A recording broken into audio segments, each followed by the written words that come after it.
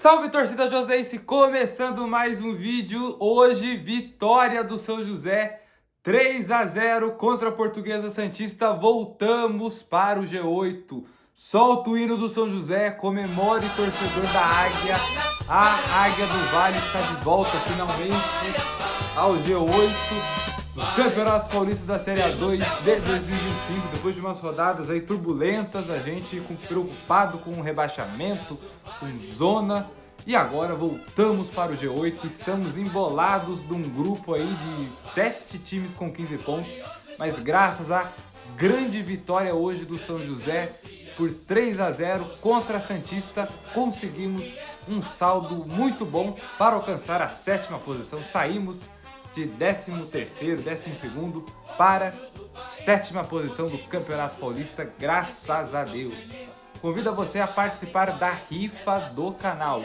No primeiro comentário e na descrição está o link da rifa, uma rifa que eu estou organizando para buscar fundos para melhorar o canal, comprar equipamentos, comprar um microfone, um gimbal, enfim, dar uma profissionalizada no canal. E com isso, você, torcedor, que participar dessa profissionalização maior do canal, né, com mais equipamentos, trazer mais qualidade, o microfone que está faltando para a gente ter uma interação muito melhor nos vlogs e no vídeo de análises, você irá concorrer a uma camisa oficial do São José Esporte Clube.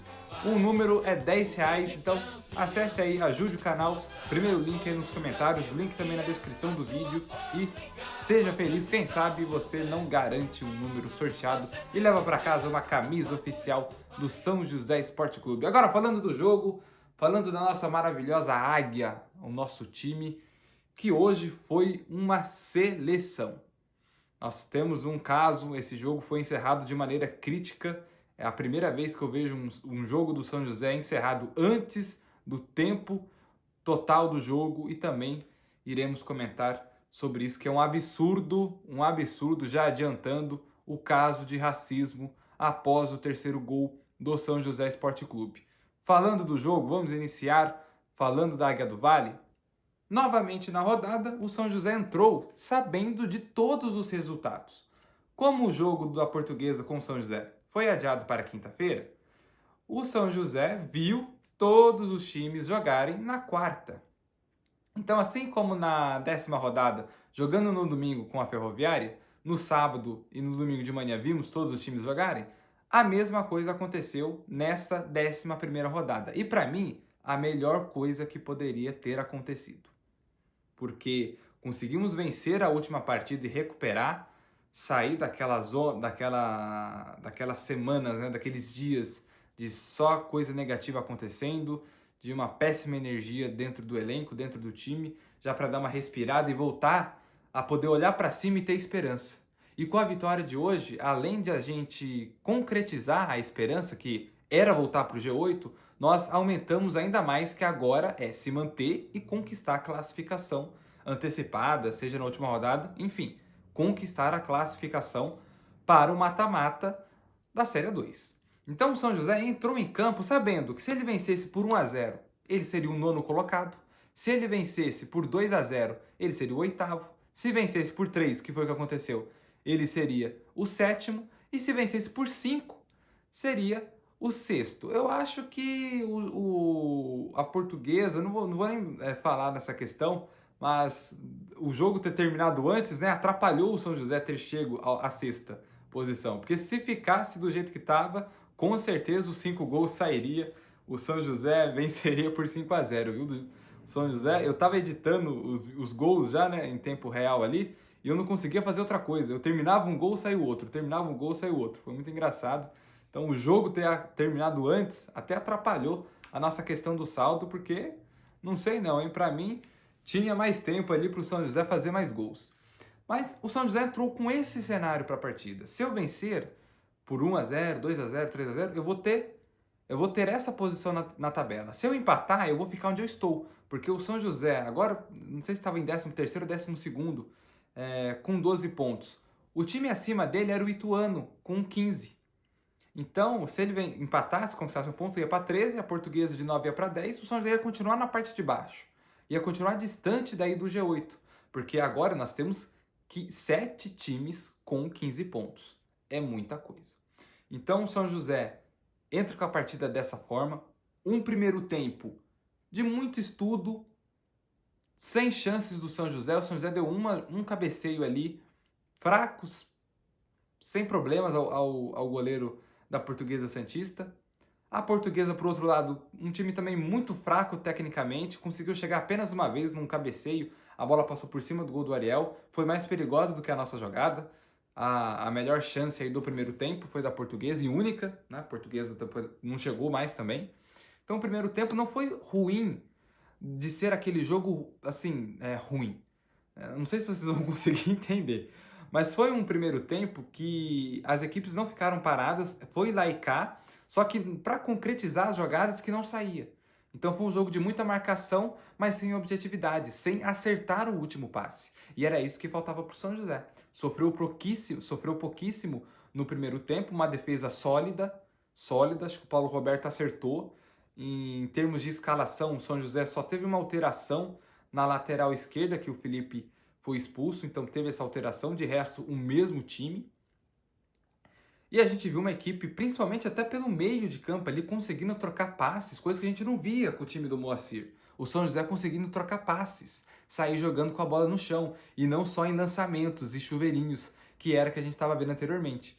Então, em 2 jogos, né?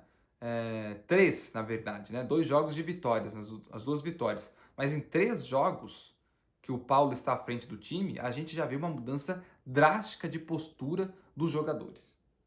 E isso a gente fala, não é de porque veio a vitória, porque ganhou de 3-0, porque venceu da Ferroviária, mas da maneira que o São José jogou, como está evoluindo gradativamente dentro de campo.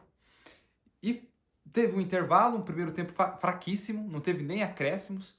No segundo tempo, o São José já volta muito forte, já volta com a marcação, permaneceu com a marcação em cima da Portuguesa, que o primeiro tempo teve, só que conseguiu acertar as jogadas. E aí saiu o primeiro gol. Né? Vou colocar para vocês aí verem o primeiro gol, uma jogada pelo lado esquerdo, muito fragilizado da Portuguesa.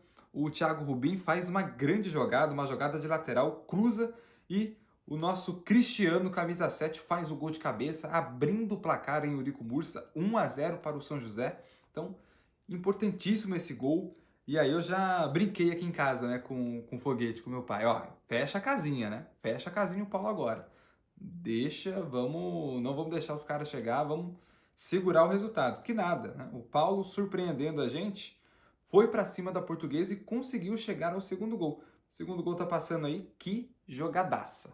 Que gol de videogame. O passe que o Pablo dá, destruindo, desmontando a defesa da Portuguesa, a assistência do Varanda e o gol do nosso 9, Thiago Rubim. Thiago Rubim, é isso que a torcida do São José quer.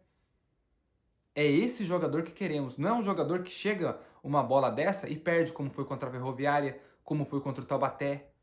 É esse jogador de área que nós queremos. Se você tá com a camisa 9 do São José, então você é o nosso centroavante, né? É o que temos de jogador de homem referência dentro da área. E é isso. É exatamente isso. Bem posicionado, conseguiu marcar o gol, fez o 2-0 para o São José, deu mais tranquilidade para o jogo. A Portuguesa, que sentiu muito o primeiro, já não estava conseguindo mais assimilar, não sabia mais o que fazer dentro de campo, apenas assistia o São José jogar futebol. Essa foi a grande verdade do segundo tempo. E nós fizemos aí um grande gol. Parabéns, Thiago Rubim. Parabéns aí também para o Varanda. E que passe do Pablo, né? O Pablo é muito criticado em alguns lances por conta de erros de passes mesmo. Fez não foi uma assistência, né? Mas uma construção de jogada sensacional. E na sequência, no terceiro gol do São José, foi um gol de escanteio. Um cruzamento ali no primeiro pau, Alexandre Aruá fazendo aí o terceiro gol do São José. E ali a gente já estava em êxtase, né, por 2-0, saindo o terceiro então. Era mais do que a confirmação de que o São José voltaria com os 3 pontos para o Martins Pereira. E, gente, 2 jogos fora de casa, 2 vitórias consecutivas. O São José não tinha conseguido uma sequência de vitórias, o São José não tinha conseguido vencer um jogo fora de casa. E quer outro detalhe? O São José encerrou o tabu de nunca ter vencido a Ferroviária em Araraquara e encerrou um tabu de 17 anos no estádio Eurico Mursa. Há 17 anos o São José não vencia no Eurico Mursa, no estádio da Portuguesa Santista. E nós quebramos o tabu no jogo de hoje e na semana quebramos o tabu também lá no estádio da Ferroviária. Então, uma semana perfeita.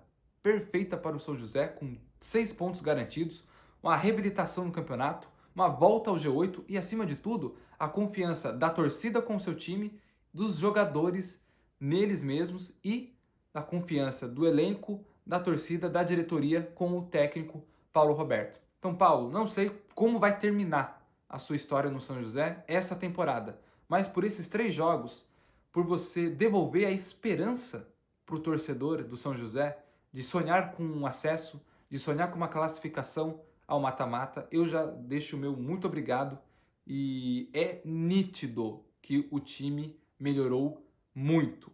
Hoje nós temos um treinador, com todo o respeito à pessoa do Moacir Júnior, mas hoje nós temos um técnico muito competente à frente da nossa equipe e que está trazendo bons resultados. Tá cedo para falar, tem muita coisa ainda para acontecer, a gente tá uma Série A2 maluca, nós podemos sim sair do G8 novamente na próxima rodada, então não tem nada decidido. Mas, por esses, né, o primeiro jogo não conta muito porque ele teve um dia para trabalhar e ver o elenco e perdeu para o Santo André.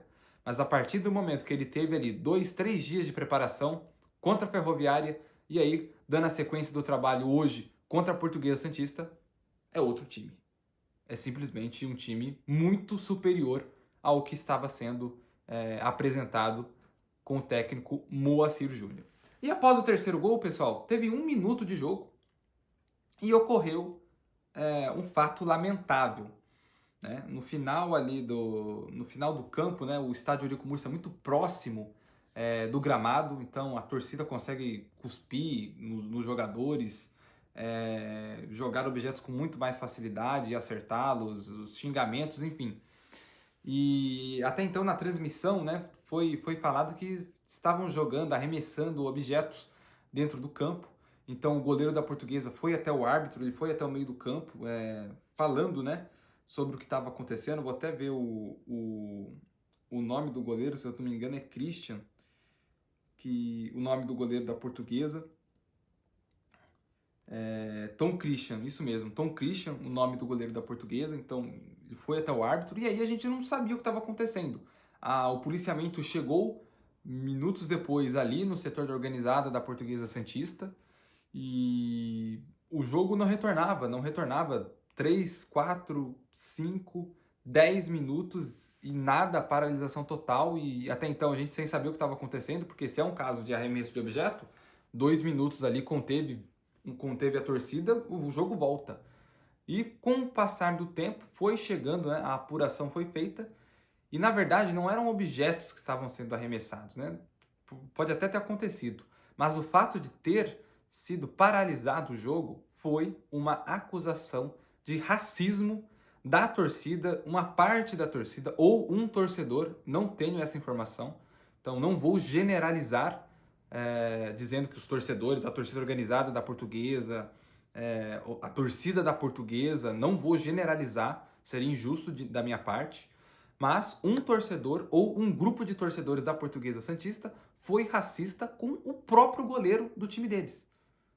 Numa forma de protesto contra o atual momento do time, eles foram racistas com o próprio goleiro. E isso é um absurdo. É algo que eu nunca vi, sendo bem sincero, assistindo uma partida de futebol.